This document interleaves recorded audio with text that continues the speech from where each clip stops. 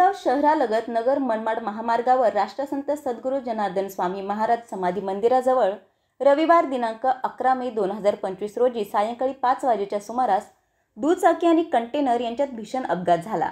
या अपघातात एका दुचाकीस्वाराचा जागीच मृत्यू झाला असून दुसरा एक जण गंभीर जखमी झाला आहे।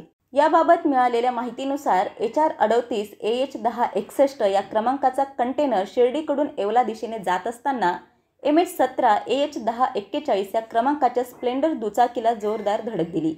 या अपघातात दुचाकीवरील हाफिज रफिक शाह वय अंदाजे 34 राहणार येवला यांचा जागीच मृत्यू झाला असून शिवाजी अर्जुन थोरात वय 53 हे गंभीर जखमी झाले आहेत। त्यांच्यावर कोपरगाव येथे खासगी रुग्णालयात उपचार सुरू आहेत।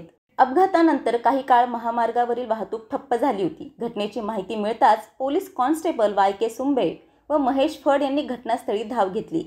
त्यांनी पंचनामा करून मृतदेह शवविच्छेदनासाठी कोपरगाव ग्रामीण रुग्णालयात पाठवला। दरम्यान कंटेनर चालकास व कंटेनरला पोलिसांनी ताब्यात घेतले असून पुढील तपास कोपरगाव शहर पोलीस ठाणे करत आहेत। तसेच स्थानिक नागरिकांच्या मदतीने वाहतूक पूर्ववत करण्यात आली।